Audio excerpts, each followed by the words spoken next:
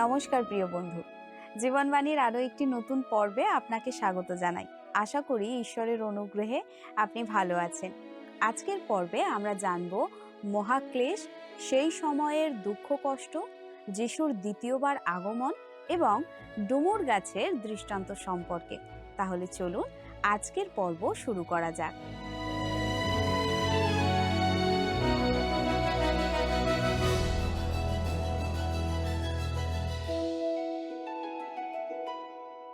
আমাদের গত অধ্যায়নে আমরা মতিলিখিত সুসমাচার 24 অধ্যায় থেকে দেখছিলাম, আর সেখানে প্রভু যীশু শিষ্যদের 3টি প্রশ্নের উত্তর দিয়েছিলেন।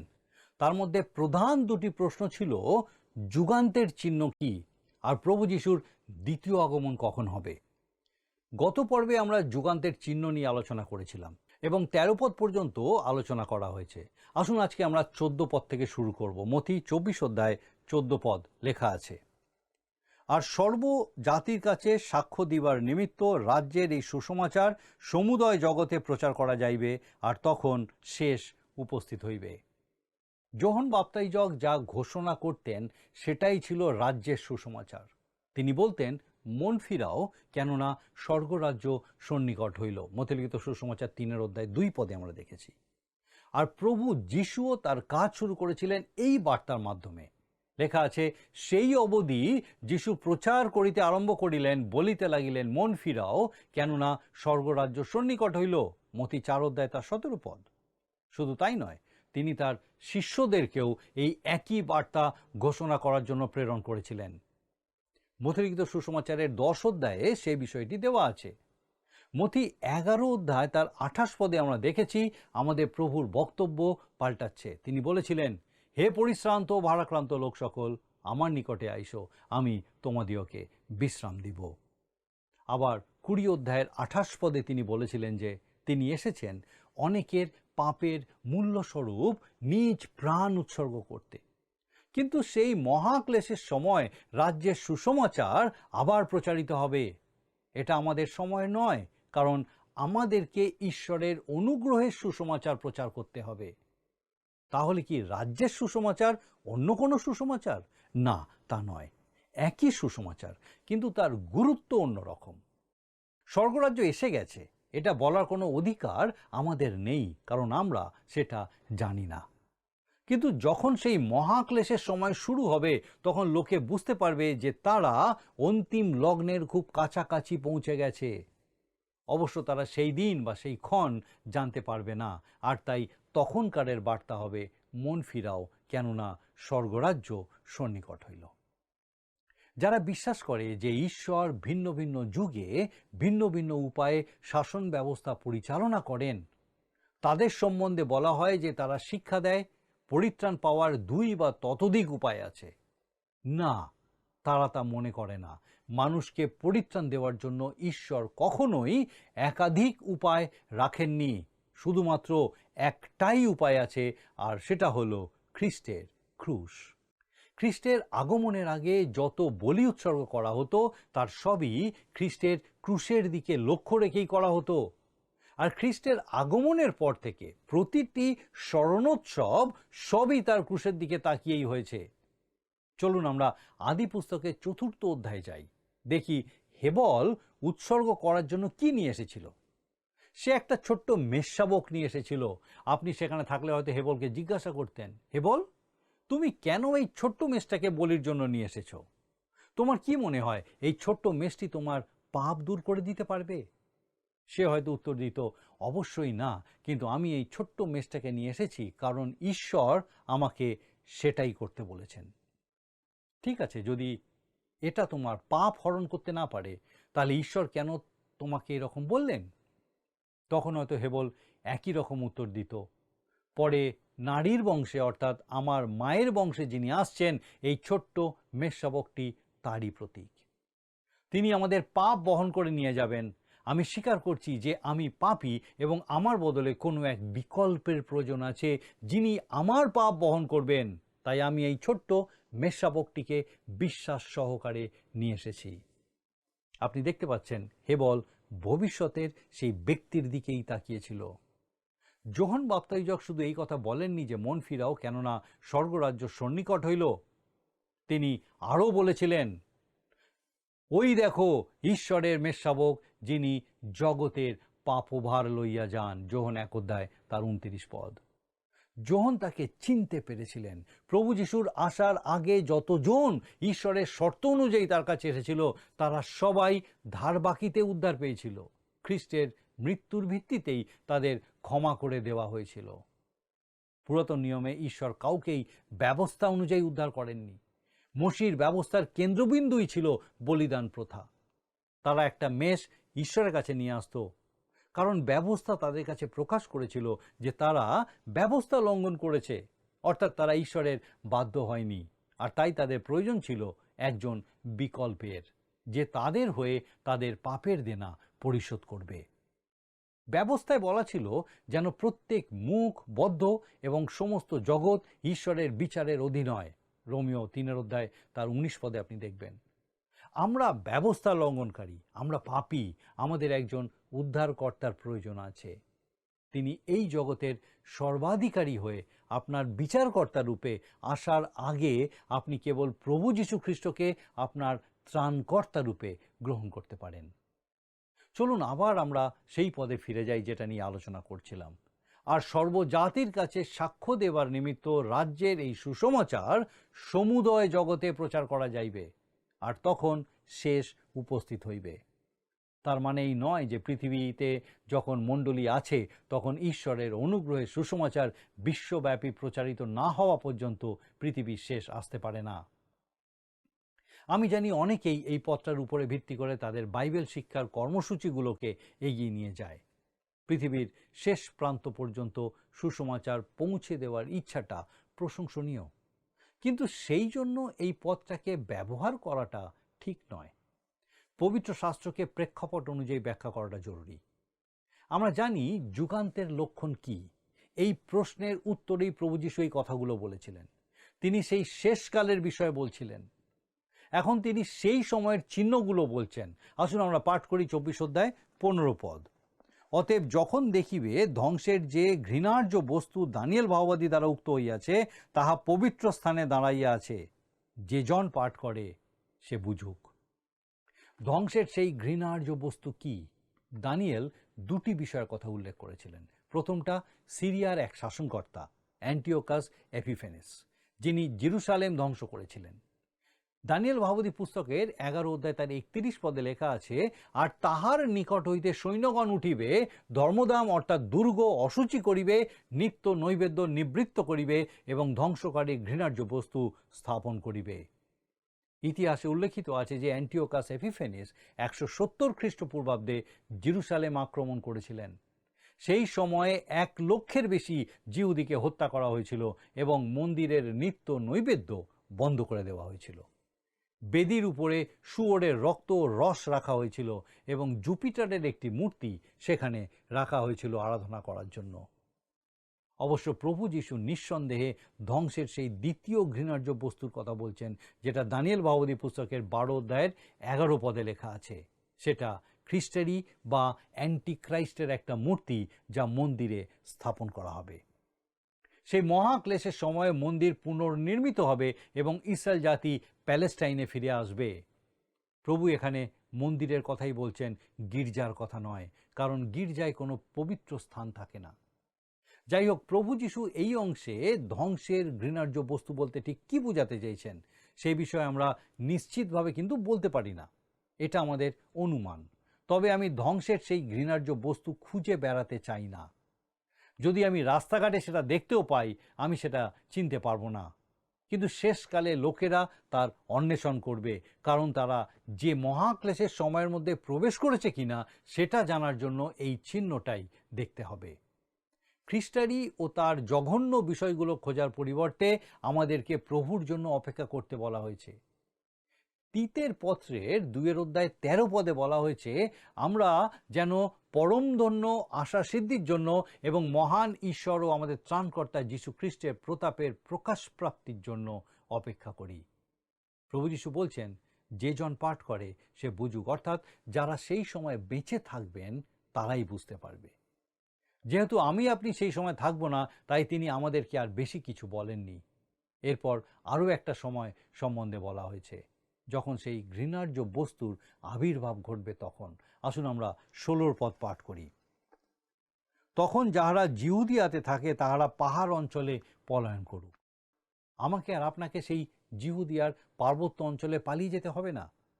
আর আপনি যদি দার্জিলিং বা কাশ্মীরের মতো কোনো পার্বত্য অঞ্চলে থাকেন, আর যদি মনে মনে ভাবেন যে বোমা বর্ষণ হলে আপনি কোন পাহাড়ের খাঁজে লুকিয়ে পড়বেন, সেটা ভাবতেই পারেন, কিন্তু তাতে প্রভু যিশুর এই ভবিষ্যৎবাণী পূর্ণ হবে না। আসলে এর সাথে ওই ভবিষ্যৎবাণীর কোনো সম্পর্ক নেই। প্রভু যিশু জিহুদিয়ার লোকদের জন্য এই ভবিষ্যৎবাণী করেছিলেন, আমাদের জন্য নয়। আমরা 17 পদে দেখি লেখা আছে, যে কেউ ছাদের উপরে থাকে সে গৃহ হইতে জিনিসপত্র লইবার জন্য নিচে না নামুক। আমাদের যেমন বাড়ির সামনে একটা উঠোন বা বারান্দা থাকে, প্যালেস্টাইনে সেই রকম বাড়ির ছাদ। তবে আমি আবার জোর দিয়ে বলছি যে প্রভু প্যালেস্টাইনের মানুষদের উদ্দেশ্যে এই কথা বলেছিলেন, আমাকে আপনাকে নয়। এই সাবধানবাণী আমাদের জন্য নয়, আমরা যেন অযথা আমাদের বাড়ির ছাদে সময় না কাটাই। এরপরে 18 পদে আমরা দেখি লেখা আছে, আর যে কেউ ক্ষেত্রে থাকে সে আপন বস্ত্র লইবার নিমিত্ত পশ্চাতে ফিরিয়া না আসুক। এই কথাটা বলা হয়েছে যারা সেই সময় মাঠে কাজ করবে তাদের জন্য। যদি কেউ সকালবেলায় ঠান্ডার মধ্যে গায়ের চাদরটা খুলে দূরে কোথাও রেখে চাষের কাজে লেগেছে, আর তারপর যদি শুনতে পায় ধ্বংসের সেই ঘৃণার্য বস্তু এসে গেছে, সেই যেন তখন তার চাদর নেবার জন্য পিছনের দিকে না যায়, কিন্তু যেন সামনের দিকে দৌড়ে পালায়। এরপরে 19 পদে আমরা দেখি লেখা আছে, হায় সেই সময় গর্ভবতী এবং স্তন্যদাত্রীদিগের সন্তাপ হইবে। প্রভু যিশু যে ছোট ছোট শিশু এবং মায়েদের জন্য গভীর সহানুভূতিশীল ছিলেন, এটা তারই প্রমাণ। এটা এমন একটা সময় হবে যখন কারোর সন্তান নেওয়া উচিত হবে না। অনেকে মনে করেন ওই মহাক্লেশের আগে ভয়ঙ্কর জনবিস্ফোরণ ঘটবে। বাস্তবে দেখা যাচ্ছে এখনই পৃথিবীতে মানুষের ভার অনেক বেড়ে গেছে। সুতরাং এটাও একটা প্রমাণ যে আমরা শেষের দিকে এগিয়ে চলেছি। দেখি আর কি বলা আছে, আসুন আমরা 20 পদ পাঠ করি। আর প্রার্থনা করো যেন তোমাদের পলায়ন শীতকালে কিংবা বিশ্রামবারে না ঘটে। এখানে তাদের কথাই বলা হয়েছে যারা বিশ্রামবার অর্থাৎ শনিবার পালন করে। সুতরাং এটা আরেকটা প্রমাণ যে প্রভু যিশু সরাসরি জিহুদি লোকদের উদ্দেশ্যেই এই কথা বলেছেন। আমরা শনিবার বা বিশ্রামবারে গির্জায় যাই না, রবিবার যাই, কারণ সেই দিন আমাদের প্রভু মৃত্যু থেকে পুনরুত্থিত হয়েছিলেন। এরপরে 21 পদে আমরা দেখি লেখা আছে, কেননা তৎকালে এরূপ মহাক্লেশ উপস্থিত হইবে যেরূপ জগতের আরম্ভ অবধি এ পর্যন্ত কখনো হয় নাই, কখনো হইবেও না। কেননা তৎকালে এরূপ মহাক্লেশ উপস্থিত হইবে। প্রকাশিত বাক্য 7 অধ্যায়ের 14 পদের আক্ষরিক অনুবাদ হলো সেই মহাক্লেশ। এক্ষেত্রে আমরা দেখতে পাচ্ছি বিশেষ জোর দেওয়ার উদ্দেশ্যে লেখা আছে এরূপ মহাক্লেশ এবং সেই মহাক্লেশ। বিশেষ্য এবং বিশেষণের আগে বিশেষ নির্দেশক ব্যবহার করা হয়েছে, অর্থাৎ সেই যাতনার কোনো তুলনা হবে না। পৃথিবীর ইতিহাসে এই রকম যাতনা কখনো ঘটেনি, আর ভবিষ্যতেও ঘটবে না। আর লক্ষ্য করে দেখুন, প্রভু যিশু নিজেও এই যুগের শেষ সময়টাকে মহাক্লেশ বলে অভিহিত করেছেন।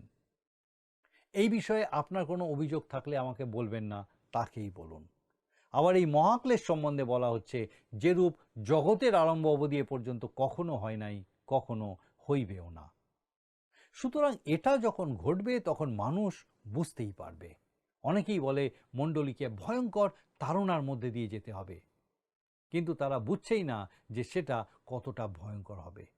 কেউ কেউ তো এমনও বলে যে এখনই সেই মহাক্লেশের সময় এসে পড়েছে, মণ্ডলী তার মধ্যে দিয়েই চলেছে। কিন্তু বর্তমানে যে খারাপ পরিস্থিতি, তার সাথে ইতিহাসের অনেক এরকম খারাপ পরিস্থিতির তুলনা চলে। কিন্তু যখন প্রকৃত মহাক্লেশ আসবে তখন তার সাথে অতীত বা ভবিষ্যৎ কারুরই তুলনা করা যাবে না।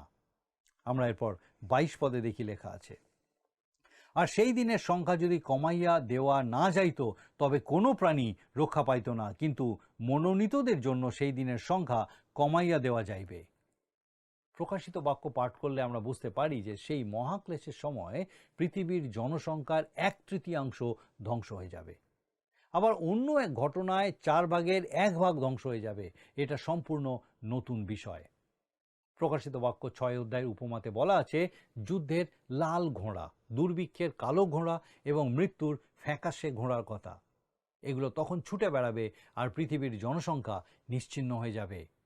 আগে মনে হতো এগুলো অনেক বেশি বাড়িয়ে বাড়িয়ে বলা হয়েছে। অনেক শাস্ত্রজ্ঞ পণ্ডিত এগুলোকে অতিরঞ্জিত বলে মনে করতেন। কিন্তু যখন আমরা দেখতে পাচ্ছি পৃথিবীর বিভিন্ন দেশের হাতে পরমাণু বোমা আছে যা সমগ্র পৃথিবীর মানুষকে ধ্বংস করে দিতে পারে, তখন এগুলোকে আর অতিরঞ্জিত বলে মনে হয় না। তবে এখানে একটা সান্ত্বনার বাক্য রয়েছে, লেখা আছে কিন্তু মনোনীতদের জন্য সেই দিনের সংখ্যা কমাইয়া দেওয়া যাইবে। ঈশ্বর মানব জাতিকে আত্মহত্যা করতে দেবেন না, তাই এই সময়কালটি খুব কম করে দেওয়া হবে। আসুন আমরা দেখব এবারে তার আগমনের চিহ্ন কি হবে। আমরা 23 থেকে 25 পদ পাঠ করি। তখন যদি কেহ তোমাদিওকে বলে, দেখো সেই খ্রিস্ট এখানে কিংবা ওখানে, তোমরা বিশ্বাস করিও না। কেননা ভক্ত খ্রিস্টেরা ও ভক্ত ভাববাদীরা উঠিবে এবং এমন মহৎ মহৎ চিহ্ন ও অদ্ভুত অদ্ভুত লক্ষণ দেখাইবে, যদি হইতে পারে তবে মনোনীত দিগকেও ভুলাইবে। দেখো আমি পূর্বেই তোমাদিওকে বলিলাম। ভালো করে বোঝার চেষ্টা করুন প্রভু যীশু কি বলতে চাইছেন। আমাদের সময় যারা অলৌকিক কাজ করবে তাদেরকে সন্দেহের চোখে দেখা উচিত, কারণ পরবর্তীকালে যারা মহৎ মহৎ কাজ করবে তারা কেউ খ্রিস্ট নয়, তারা খ্রিস্টেরই এবং তারা ভাববাদী, অর্থাৎ ভক্ত ভাববাদী। যদি হইতে পারে তবে মনোনীত দিগকেও তারা ভুলাইবে। মনোনীত কারা? শাস্ত্রে 2 প্রকার মনোনীতদের কথা বলা আছে, ইসরায়েল জাতির মনোনীত লোক এবং মণ্ডলীর মনোনীত লোক। আমাদের সাধারণ বুদ্ধি দিয়ে বুঝতে হবে যে কোন মনোনীত গোষ্ঠীর কথা তিনি বলতে চাইছেন। এতক্ষণ পর্যন্ত তিনি ইসরায়েলের কথাই বলেছেন, আর এখানেও ইসরায়েল হলো সেই মনোনীত গোষ্ঠী। প্রভু যীশু মণ্ডলীর কথা কিন্তু বলছেন না। আপনি কিছু লোককে কিছু দিনের জন্য বোকা বানাতে পারেন, আপনি সব লোককে কিছু দিনের জন্য বোকা বানাতে পারেন, কিন্তু ঈশ্বরের সন্তানদের চিরদিনের জন্য বোকা বানানো সম্ভব নয়, এটা অসম্ভব। এই কথাটা অনেকেই বলে থাকে।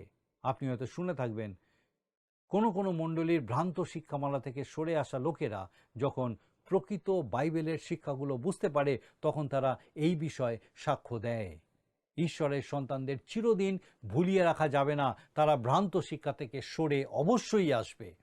আমরা এরপরে 26 আর 27 পদ পাঠ করি। অতএব লোকে যদি তোমাদিওকে বলে, দেখো তিনি প্রান্তরে, তোমরা বাইরে যাইও না, দেখো তিনি অন্তরাগারে, তোমরা বিশ্বাস করিও না।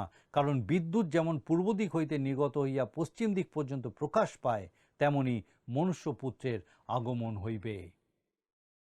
তিনি যখন আসবেন তখন তার আগমনের বার্তা দেওয়ার জন্য কোনো যোহন বাপ্তাইজক থাকবেন না, কিন্তু যখন তিনি আসবেন তখন সারা পৃথিবীর লোক তা জানতে পারবে এবং বিদ্যুতের মতো সবার কাছেই তা স্পষ্ট হয়ে যাবে। দক্ষিণবঙ্গের লোকেরা সবাই জানে কালবৈশাখী কী জিনিস। কালবৈশাখী ঝড় যখন আসে তখন সবাই সেটা বুঝতে পারে এবং সেটা অনেক ক্ষেত্রেই ধ্বংসাত্মক হয়। প্রভু যিশুর দ্বিতীয় আগমন ঠিক সেই রকমই হবে। কাউকে সেটা ঘোষণা করতে হবে না। প্রভু যিশু এই পৃথিবীতে যখন তার রাজত্ব স্থাপন করতে দ্বিতীয়বার আসবেন তখন সকলেই জানতে পারবে যে তিনি আসছেন।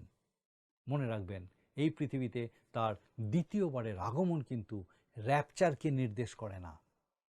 এরপরে আমরা 28 পদে দেখি লেখা আছে, যেখানে মরা থাকে সেইখানে শকুন জুটিবে। জৈতুন পর্বতের শিক্ষামালার মধ্যে এটাই সব থেকে কঠিন পদ। তার বিদ্যুতের মতো উজ্জ্বল এবং গৌরবময় আগমনের কথা বলার পর এই মৃতদেহ খাওয়া পাখিদের কথা বলাটা কেমন যেন বেমানান লাগে। কিন্তু আমি মনে করি এখানে বিচারের জন্য প্রভু যীশু খ্রিস্টের আসার কথাই বলা হয়েছে। কারণ প্রকাশিত বাক্য 19 অধ্যায়ে একটা নিমন্ত্রণের কথা বলা আছে, যেখানে আকাশের পাখিদেরকে ডাকা হয়েছিল একটা মহাভোজে যোগ দেওয়ার জন্য। আসুন পাঠ করি প্রকাশিত বাক্য 19 অধ্যায় 17, 18 আর 19 পদ। পরে আমি দেখিলাম একজন দূত সূর্য মধ্যে দাঁড়াইয়া আছেন, আর তিনি উচ্চ রবে চিৎকার করিয়া আকাশের মধ্যপথে যে সকল পক্ষী উড়িয়া যাইতেছে সে সকলকে কহিলেন, আইসো ঈশ্বরের মহাভোজে একত্র হও। যেন রাজগণের মাংস, সহস্রপতিবর্গের মাংস, শক্তিমান লোকদের মাংস, অশ্বগণের ও তদারোহীদের মাংস এবং স্বাধীন ও দাস, ক্ষুদ্র ও মহান সকল মনুষ্যের মাংস ভক্ষণ করো।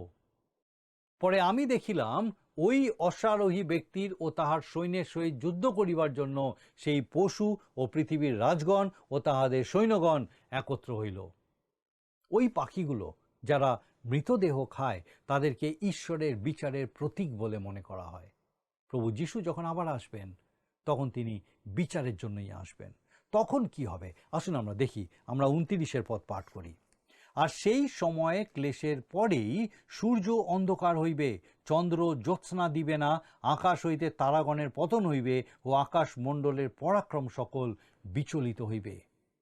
লক্ষ্য করে দেখুন, মহাক্লেশের ঠিক পরেই এটা হবে। আর আমি ব্যক্তিগতভাবে মনে করি এই সব কিছু ঘটবে যখন প্রভু যিশুর দ্বিতীয় আগমন হবে। এরপরে 30 পদে লেখা আছে, আর তখন মনুষ্যপুত্রের চিহ্ন আকাশে দেখা যাইবে, আর তখন পৃথিবীর সমুদয় গোষ্ঠী বিলাপ করিবে এবং মনুষ্যপুত্রকে আকাশীয় মেঘরথে পরাক্রম ও মহাপ্রতাপে আসিতে দেখিবে। লেখা আছে তখন মনুষ্যপুত্রের চিহ্ন আকাশে দেখা যাইবে। সেই চিহ্ন কি?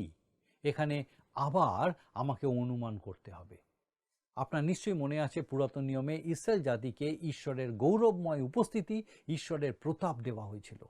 অন্য কোনো জাতি বা অন্য কোনো লোকবৃন্দকে, এমনকি মণ্ডলীকেও তা দেওয়া হয়নি। সদাপ্রভু সেই প্রতাপ প্রথমে সাক্ষ্যতম্বুর উপরে এবং পরে জেরুসালেম মন্দিরের উপরে অবস্থিতি করতেন। কিন্তু ইসরায়েল জাতির পাপের কারণে সদাপ্রভু সেই প্রতাপ তাদেরকে ত্যাগ করেন। প্রভু যিশু যখন প্রথমবার এসেছিলেন তিনি তার ঈশ্বরত্ব সরিয়ে রাখেননি, কিন্তু তার ঐশ্বরিক অধিকারকে এবং তার সেই প্রতাপকে তিনি সরিয়ে রেখেছিলেন। যদিও যোহন বলেছেন, আর আমরা তার মহিমা দেখিলাম, কারণ সময়ে সময়ে তা প্রকাশ পেয়েছিল। আমি বিশ্বাস করি তার আগমনের পূর্বে ঈশ্বরের সেই প্রতাপ আকাশের মধ্যে থাকবে, আর সেটাই হবে আকাশে মনুষ্যপুত্রের চিহ্ন। আরও লেখা আছে, তারা মনুষ্যপুত্রকে আকাশীয় মেঘরথে পরাক্রম ও মহাপ্রতাপে আসিতে দেখিবে। এটাই হবে এই পৃথিবীতে তার রাজত্ব স্থাপনের জন্য দ্বিতীয়বার আগমন। আর এরপরে 31 পদে আমরা দেখি লেখা আছে, আর তিনি মহা তুরিধ্বনি সহকারে আপন দূতগণকে প্রেরণ করিবেন। তারা আকাশের এক সীমা অবধি অন্য সীমা পর্যন্ত চারি বায়ু হইতে তাহার মনোনীত দিগকে একত্র করিবেন। এখানে যে মনোনীতদের কথা বলা হয়েছে তারা ইসরায়েল জাতির মনোনীত। পুরাতন নিয়মে ভাওবাদীরা বলে গেছেন যে এক আশ্চর্য ঘটনা ঘটবে যার দ্বারা জিহুদিরা তাদের দেশে ফিরবে। এটা মণ্ডলী নয়, কারণ মণ্ডলীকে তার আগেই ঊর্ধ্বাকাশে প্রভু যিশুর সাথে মিলিত হওয়ার জন্য উঠিয়ে নেওয়া হবে, আমরা যেটাকে র্যাপচার বলি, যার সাথে স্বর্গদূতদের কিন্তু কোনো সম্পর্ক নেই। মণ্ডলীকে নেবার জন্য স্বয়ং প্রভু যিশু তুরিবদ্ধ সহকারে আসবেন। তার রব হবে প্রধান দূতের রবের মতো। মণ্ডলীকে সংগ্রহ করার জন্য তার কারো সাহায্যের প্রয়োজন হবে না। যখন তিনি বলছেন দূতগণ আকাশের এক সীমা অবধি অন্য সীমা পর্যন্ত চারি বায়ু হইতে তাহার মনোনীত দিগকে একত্র করিবেন, তখন আমরা নিশ্চিত হতে পারি তিনি ইসরায়েল জাতির সম্বন্ধেই বলছেন। এই কার্যকারী দূতেরা সবসময় ইসরায়েল জাতির সঙ্গেই সম্পর্কিত। আসুন এরপরে আমরা 32 আর 33 পদ পাঠ করি। ডুমুর গাছ হইতে দৃষ্টান্ত শিখো, যখন তাহার শাখা কোমল হইয়া পত্র বাহির করে, তখন তোমরা জানিতে পারো গ্রীষ্মকাল সন্নিকট। সেইরূপ তোমরা ওই সকল ঘটনা দেখিলেই জানিবে তিনি সন্নিকট, এমনকি দ্বারে উপস্থিত। ডুমুর গাছ ইসরায়েল জাতি ছাড়া আর কোনো কিছুর প্রতীক হতে পারে না বলে আমার মনে হয় না। জিরমীয় ভাবাদী 24 অধ্যায় এবং হোশিয়া 9 অধ্যায় 10 পদ পাঠ করলে বুঝতে পারবেন। এত কিছু হবার পরেও বর্তমানে ইসরায়েল দেশে প্রচুর ডুমুর গাছ আছে।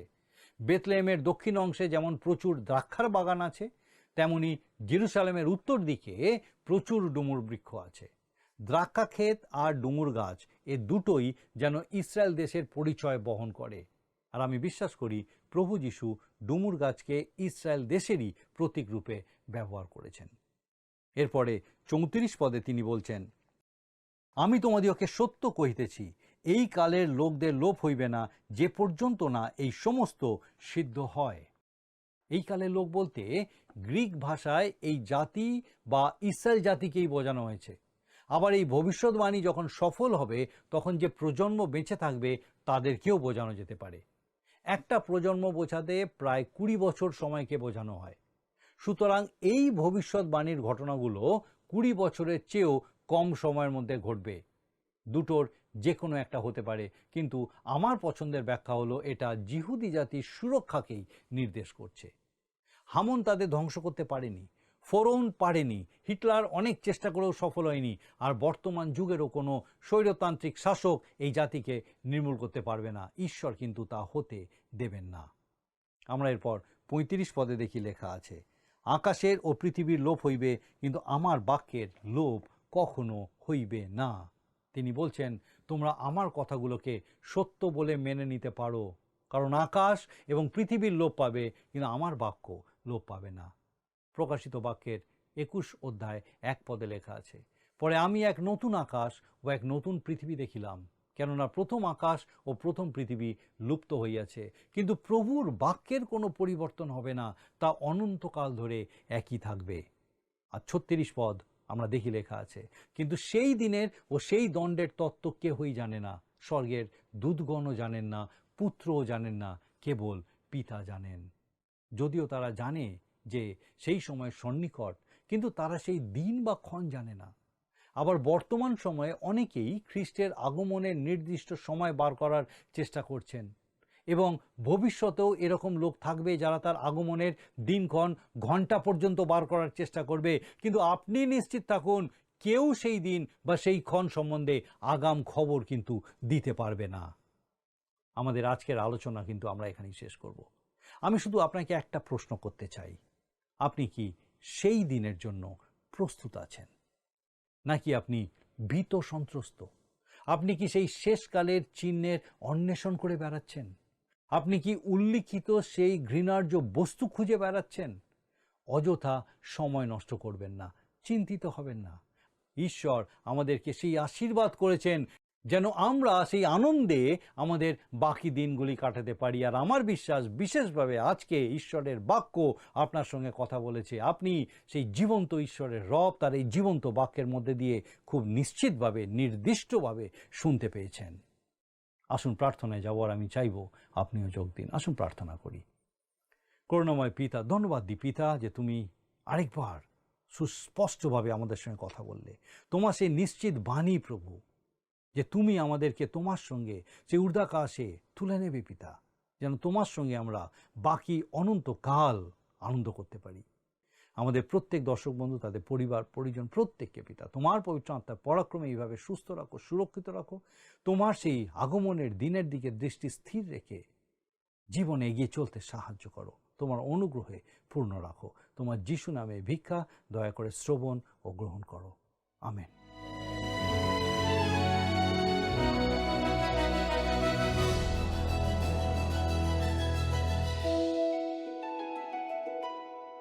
প্রিয় বন্ধু, আশা করি আজকের পর্বটি আপনার ভালো লেগেছে।